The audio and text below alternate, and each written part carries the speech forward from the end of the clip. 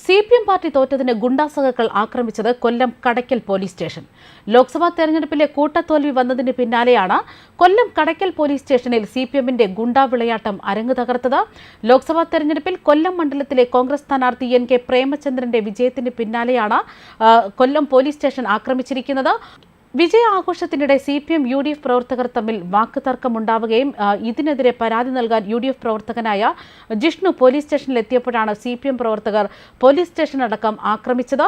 പരാതി നൽകാനെത്തിയ ജിഷ്ണുവിനെ CPMകാർ പോലീസ് സ്റ്റേഷന്റെ വളപ്പിലിട്ട് തന്നെ മർദ്ദിക്കുകയും ചെയ്തു. തുടർന്ന് തടയാൻ ശ്രമിച്ച പോലീസ് ഉദ്യോഗസ്ഥരെ അടക്കം CPMലെ ഗുണ്ടാ പ്രവർത്തകർ കയ്യേറ്റം ചെയ്തുവെന്നാണ് വിവരങ്ങൾ. സംഭവത്തിൽ 3 CPM പ്രവർത്തകരെ പോലീസ് അറസ്റ്റ് ചെയ്തിരിക്കുകയാണ്.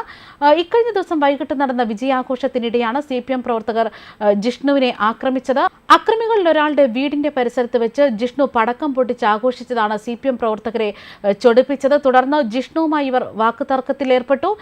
ഇതിന് പിന്നാലെയാണ് ജിഷ്ണു പരാതിയുമായി പോലീസ് സ്റ്റേഷനിലെത്തുന്നത്. തുടർന്ന് പരാതി നൽകിയതറിഞ്ഞ് സ്ഥലത്തെത്തിയ CPM പ്രവർത്തകർ ജിഷ്ണുവിനെ ആക്രമിക്കുകയായിരുന്നു.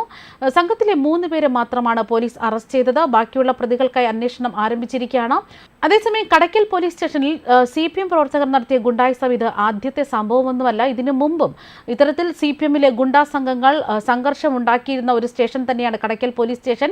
ഈ പോലീസ് സ്റ്റേഷന്റെ ഗേറ്റ് ചങ്ങലയിട്ട് പൂട്ടിയതും വ്യാപകമായ പ്രതിഷേധത്തിന് വഴിവെച്ച സംഭവമാണ്. പോലീസുകാരെ മർദ്ദിച്ച സംഭവങ്ങളടക്കം നിരവധിയാണ്.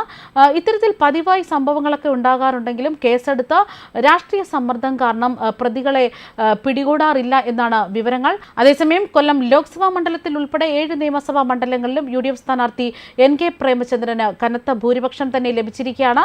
കുണ്ടറ മണ്ഡലം ഒഴിച്ചുള്ള ബാക്കി 6 നിയമസഭാ മണ്ഡലങ്ങളിലും LDFനായിട്ട് പോലും പ്രേമചന്ദ്രന്റെ ലീഡ് കുറയ്ക്കാനായില്ലായിരുന്നു.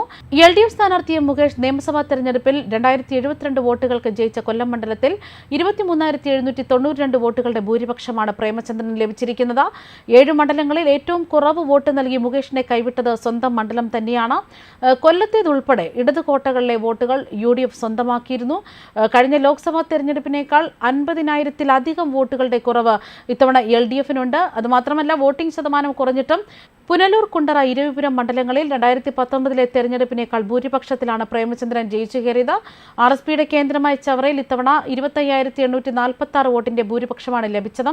RSP സംസ്ഥാന സെക്രട്ടറി ഷിബു ബേബി ജോണിനെ LDFന്റെ സുജിത് വിജയൻപിള്ള 1096 വോട്ടുകൾക്ക് പരാജയപ്പെടുത്തിയ നിയമസഭാ മണ്ഡലമാണ് ചവറ. ജില്ലയിലെ CPM മന്ത്രിയുടെ മണ്ഡലമായ ചടയമംഗലത്ത് 14,619 വോട്ടിന്റെ ലീഡാണ് പ്രേമചന്ദ്രന്. നിയമസഭാ തെരഞ്ഞെടുപ്പിൽ ജില്ലയിൽ ഏറ്റവും കൂടുതൽ ഭൂരിപക്ഷത്തിൽ CPI വിജയിച്ച മണ്ഡലമായ പുനലൂരിൽ 11,000-ത്തിലധികം വോട്ടുകളുടെ ഭൂരിപക്ഷം UDF നേടി. LDFന്റെ മുൻ മന്ത്രി J മേഴ്സിക്കുട്ടിയമ്മയെ പരാജയപ്പെടുത്തിയ കുണ്ടറ മണ്ഡലത്തിലാണ് പ്രേമചന്ദ്രന് ഏറ്റവും കൂടുതൽ ഭൂരിപക്ഷം.